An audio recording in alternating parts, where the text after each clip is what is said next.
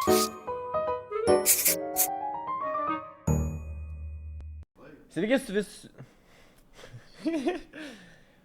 visi susirinkę, ačiū, kad jūs jungiate mūsų podcastą. Šiandieną mūsų vakaro svečias Kristoforas, taigi pasitikime jį. Taip, sveikas Kristoforai. Labas. Tai gal tada leis pačiam pristatyti, kas tu, kom tu užsiemi gyvenime? Taip, iš karto. Šiaip bendrai turbūt aš esu turinio kūrėjas, stand-up komikas, podcasteris, nežinau, Lietuvos kariuomenės rezervo karys, Taip. Žmogus, sūnus, nežinau, šuns savininkas, kažkas tokio. Ok, gerai. Kadangi kiekvieną dieną vis tiek dirbi pagrindę su žmonėms, ant scenos, prieš kameras, tikiu, kad tas darbas vargina. Ar nebūna, kad pavargsti būti visą laiką tokiam, nežinau, vos nedėmesio centre, nesinori kartais būti atsiribot, būti vienam? Būna. Aš nežinau, arčiau mikrofoną reikėtų. Gerai? Gerai, jo, čia gerai traukia. Ryšė dalyvauja. Jo, jis girdi viską, taip, profesionaliai čia. Pavargstu tikrai, dėl to kartais norisi pabėgti iš vis, nežinau, į mišką kažkur ir nieko negirdėti. Bet tuo pačiu ir smagu būti dėmesio centre, jeigu kalbėt apie stand-upą, kur tu žinai, kad dabar tavęs įsiklauso ir labai priklausys žmonių nuotaika nuo to, ką tu pasakysi. Ja. Taip, kitas klausimas buvo, kas tai motyvuoja kiekvieną dieną eiti šiuo keliu, tai turbūt tai ir motyvuoja, kad patinka turbūt dėmesio centre būti, taip? Ne, žinok.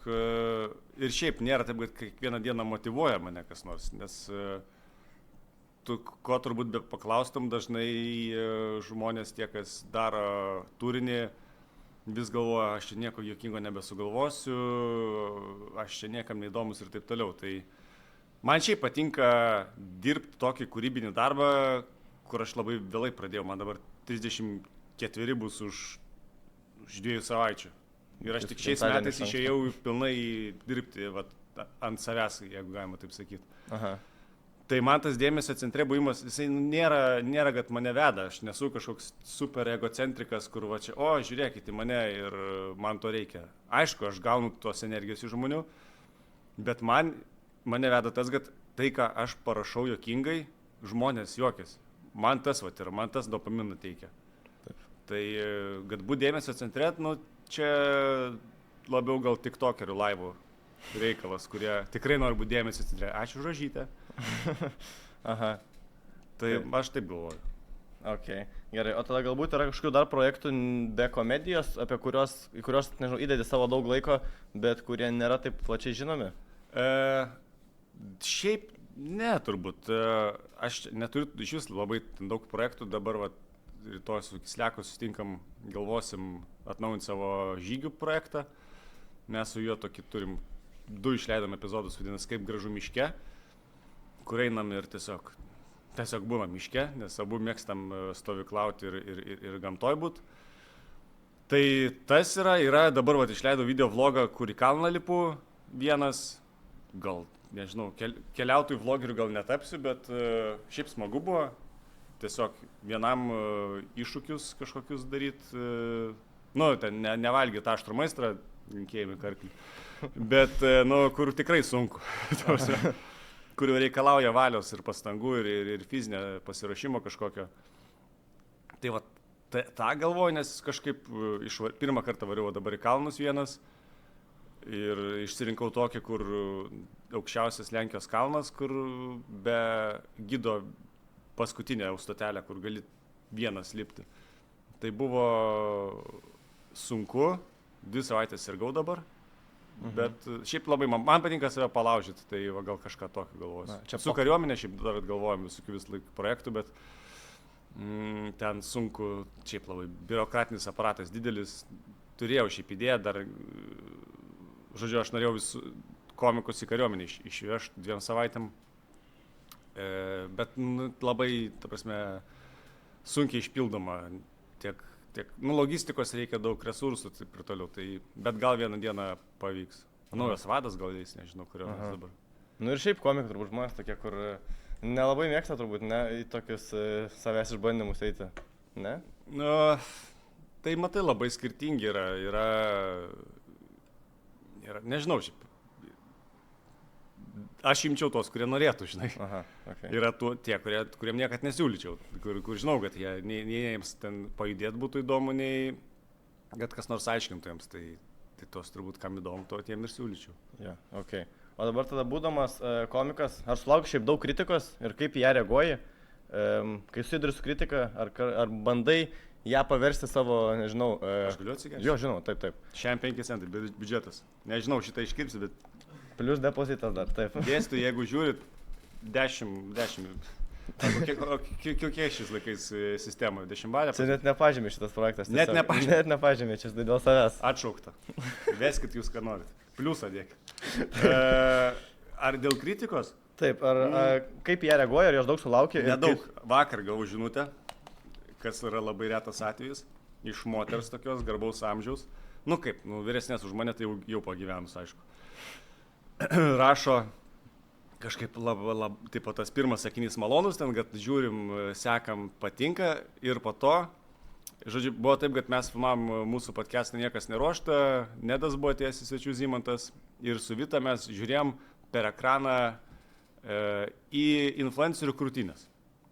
Ta prasme, su drabužiais tiesiog darėm žaidimą, atspėk, kieno tai krūtinė. Ir ta moteris įsižeidus rašo, jūs čia galvojate, kad moterų krūtinių žiūrėjimas, ten nėra žeminimas, jūs žiūri paaugliai, jaunimas, kokį jūs pavyzdį rodot. Blemba, ponė, taigi taip pažvengt. Ta prasme, mes nei vieno blogo žeminančio sakinį nepasakėme, mes tiesiog darėm žaidimą, ar tu pažįsti tuos papus, viskas. O jinai ten... Aišku, po to pabaiga, ačiū, kad jūs skleidžiate ant paramą Ukrainai ir taip toliau. Bet tai, vis tiek, žinai, kritika, ką žinau, niekad gyvai neprieis prie tavęs, dažniausiai žmogus gatvėje ir nesakys, nepatinkit man. Jisai kažką į YouTube komentaruose parašys, bet, tikrai aš kažkaip nesu aš tas, kur labai daug gauna kritikos.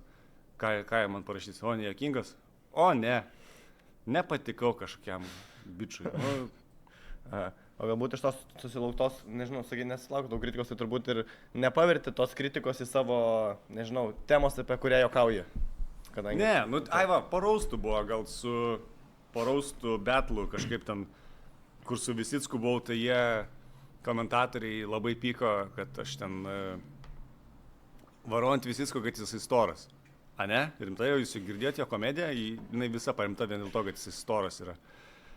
Tai, nežinau, man, šnekėjome su Stonkom užvakar važiavom į Kauną ir šnekėjome apie tos komentatorius, ir išvada tiesiog, kam tu rašai tą komentarą, jis nepakeisgi, nieko, plus, ką aš dabar atrašysiu, tave suvartysiu ir ką,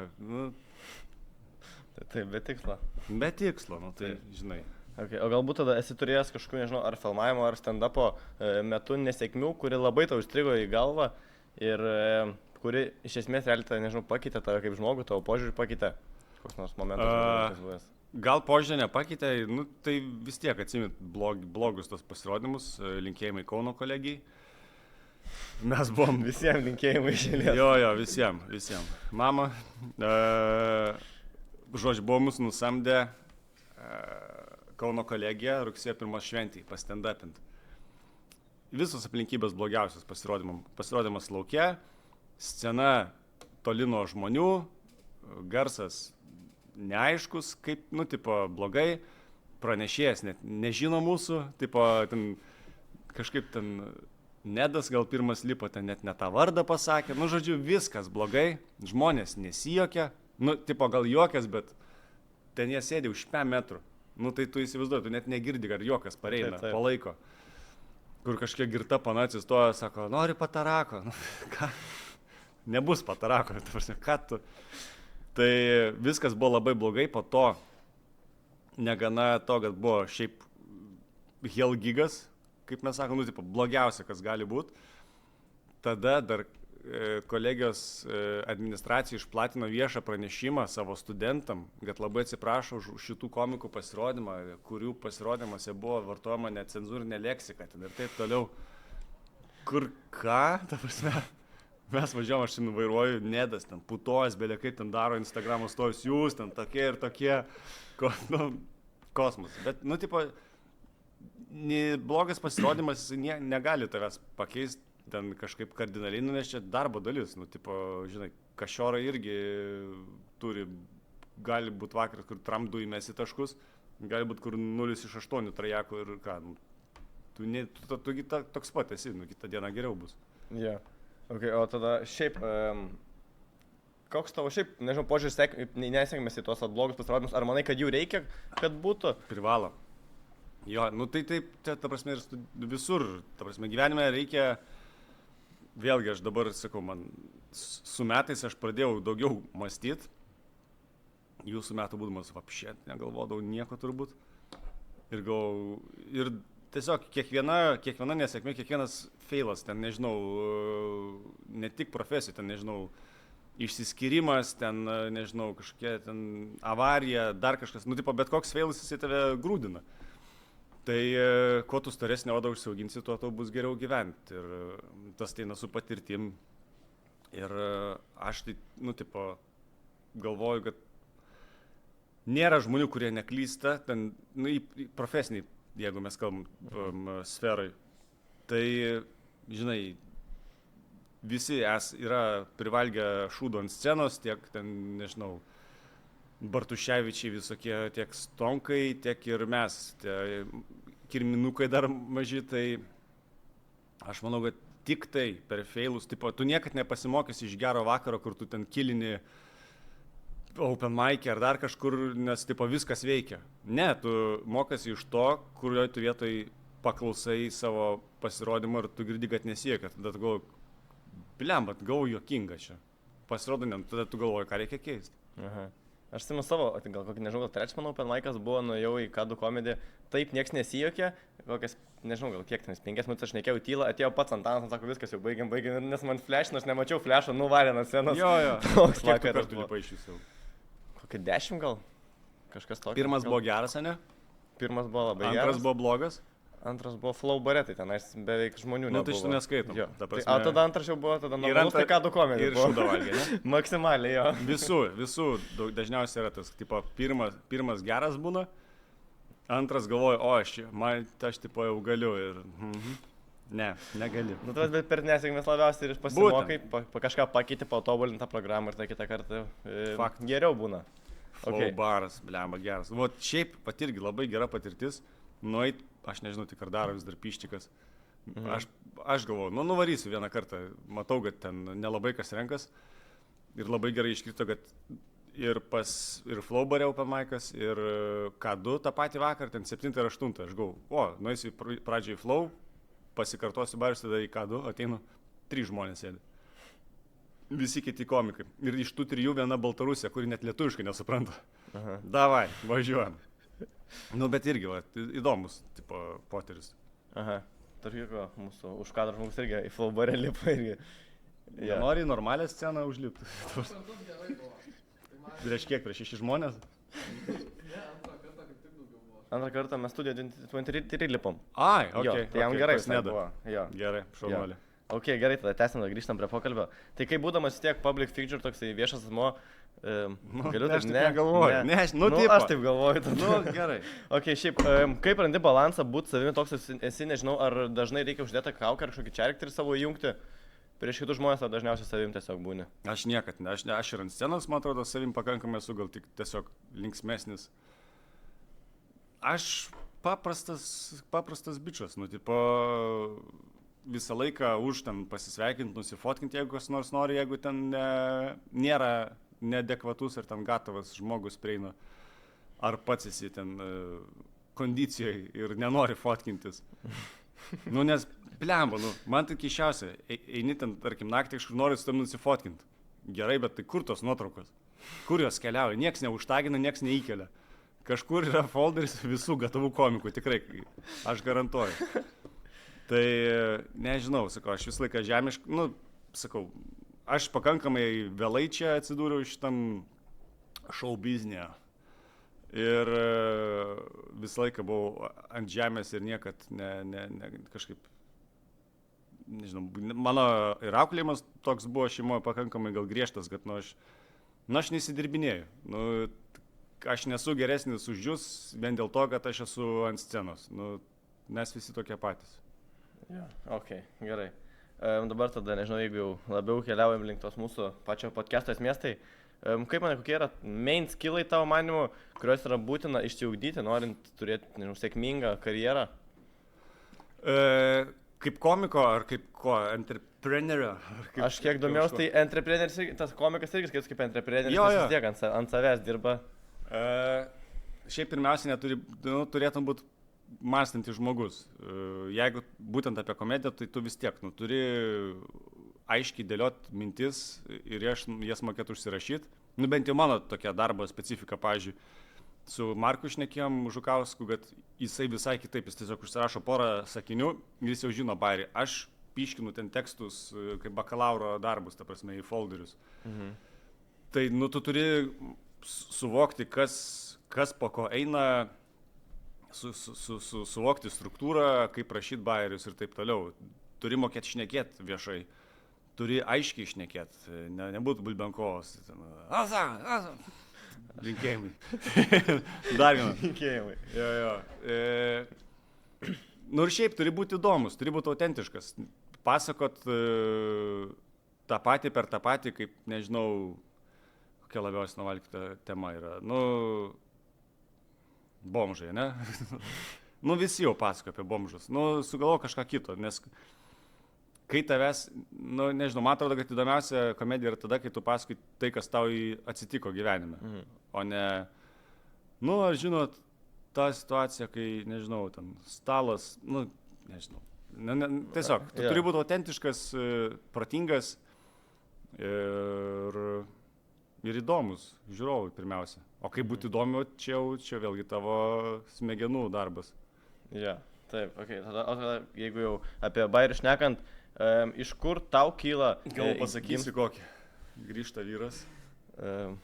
Reikės po to atidaryti programą, galėsi kažką gal pasakyti. Gerai.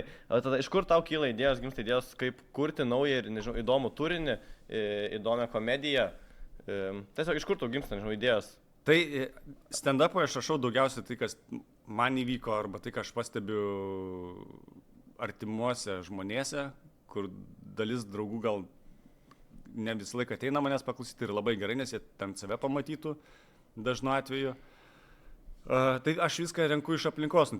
Komikas jisai kaip kempinė turi gert informaciją, kas aplinkui vyksta. Tiek, nežinau, jeigu ten apie politiką nori prikolinti, tai tu turi tiesiog domėtis dalykais, aplinką stebėti. O tarkim, daryti turinį internete, tai čia jau reikia sukt galvą, nes dabar visko yra. Ta prasme, net per daug, gal sakyčiau, tų pačių podcastų, kur aš kartais galvoju, ar man čia reikia, bet tuo pačiu, jeigu aš turiu podcastą, man labai padeda lavinti įgūdį, šnekėjimo, on the spot galvoti bairį, riffint su kolegom. Vat. Linkėjimai Laitės Riffui. Čia tavo. Ne, linkėjimai. Tai, ką aš norėjau sakyti. Tai tarkim, man žiauriai paėjo tos dainelės skanios kavos geros dienos, kur ten dabar žiūrėjom, nežinau, arti ten 6 milijonų peržiūrų bendrai. Irgi toks, lempa, sugalvom tiesiog, davai darom. Bet kad tai paeis, aš niekad negalvojau. Tarkim, dabar padariau tą reelsą su Halloweenu, nežinau, ar matei, kur ten su dviem mergaitėm. Irgi ten virš 300 štukų. Aš galvojau, kad nueis gerai. Bet kad tiek, nesitikėjau. Tai šiaip, čia loterija, aš neįsivaizduoju. O tarkim, sugalvojom, mes darėm su Džiugu dainą, tokią normalią, kur įdėjom į YouTube. Va čia galvojau geras, tipo, keči, priedinis ir taip toliau. Šūdas, ten 30 štukų peržiūrų. Ne šūdas, gera daina, bet tiesiog, nežinau. Į TikToką reikia, kiekvienas šūdas popina labai gerai. Man, pavyzdžiui, Instagram'e popina. Nežinau. Tarkim, Instagram'e man žymiai daugiau peržiūrų negu TikTok'e. Čia kaip platėja irgi, turbūt kaip... Plus TikTok'as, žinai, yra šūdinų žmonių terpė, ta prasme. Jo. Linkėjimai Sapė gengui. Valgyt šūdą toliau. Ok, gerai. Kaip manai, kokia yra svarbiausia savybė, norint išlikti žiūrimam ir paklausiam dominančiam žmonės? Svarbiausia savybė. Ne, galiu čia keiktis. Žinoma, taip. Neužpist. Neužpist. Nu, ta prasme, būti įdomiu ir, nu, nežinau, nebūti per daug kategoriškų, tarkim. Daug tokių savybių yra, nežinau, tarkim, nu, pavyzdžiui, Olegas Šurajevas, jisai daro gerus darbus, bet tuo pačiu ir labai kategoriškas yra, kas, pavyzdžiui, man biški erzina. Nu, nes tu negali būti arba juoda, arba balta, nu, tu turi būti vis tiek, nu, prisitaikyti prie kambario temperatūros. Nu, ir tu turi būti tiesiog, nu, aktualus turbūt. Nu, jeigu tu nuolat kursi ir tave matys, tai tu ir būsi įdomus. Jeigu tu nieko nedarysi ir bandysi ten jot ant svetimo koto, čia tokia paslėpta mintį duosiu. Bet tai tu, nu, nežinau, kiek būsi įdomus. Tai nežinau, šiaip svarbiausia yra nuosekliai dirbti ir grindinti. Tai ir nu, čia, visur tas yra. Darbe, sporte, nežinau, santykiuose, nu, tu negali atsipalaiduoti. Jo, čia man kitas klausimas, kaip būtų buvęs, ką patartum tiems, kurie nori tapti žinomų, pasiekti kažką, tai čia turbūt tas pats. Nenorėkit, neikit ten, neikit, pražūsit, ne, juokauju. Blogiausias dalykas yra tas, kad jeigu tu svajoji būti įžymus, tai čia yra didžiausia klaida ir tu feilinsi tikrai. Nu, ta prasme, jeigu tavo siekėmybė yra išgarsėt, nu, tu pasmerktas sužlugti, man atrodo. Nes tu per darbą turi išgarsėti, tavo darbai turi už tave kalbėti ir tada turi būti žinomas, tada turėtum tapti žinomu, negu kad atsikęs ir, nes daug tokio aš matau jūsų kartos bičių ir panų, kur ateina ir galvoja, aš būsiu ten, nežinau, kaip Katleris. Nu, nebūsi, tu pirmiausia kaip Katleris. Ir visų antra, tu turi būti juokingas ir tik tada tapsi kaip Katleris. Tai jeigu tu galvoji, kad, oi, aš išpopuliarėsiu, tai ne, davai tu stipriai dirbk ir tada išpopuliarėk, o ne, nežinau, atsikelk ir galvoji, o, aš ten, nežinau, aš būsiu ant viršelio, žmonių viršelio. Ir kas tada? Jo. Tai jo. Tai tiesiog reikia grindin daryti. Reidžo pisau dabar. Jo, grindin, tiesiog dirbt. Jo, okei. Gerai tada. Kokiu turi šiaip hobį laisvalaikiu, apart būnant ant scenos ar apart filmuojantis, ar tavo hobiai padeda tau pasisemti idėjų savo veiklai? Ką, aš sportuoju, einu į mišką, dabar šaudyt pradėsiu, žodžiu, ten taktiškai visai mokytis, į sodą mėgstu. Nu, tipo, aš toks, man vis sunkiau daros mieste būt, man nebepatinka tas triukšmas ir tas intensyvumas, kažkaip noris ramybės daugiau. Tai, nežinau, sodo namą noriu nusigriauti ir noriu pasistatyti. Matai, šou biznis, šaibus. Ne. Tai, kas dar?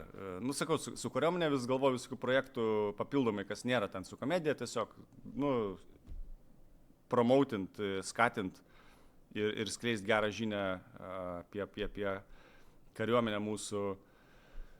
Nežinau, tų hobių, šiaip nėra to laisvo laiko daug, kaip, ta prasme, dabar dirbu tokiai prodiuseriniai kompanijai, padedu rašyti, žodžiu, ten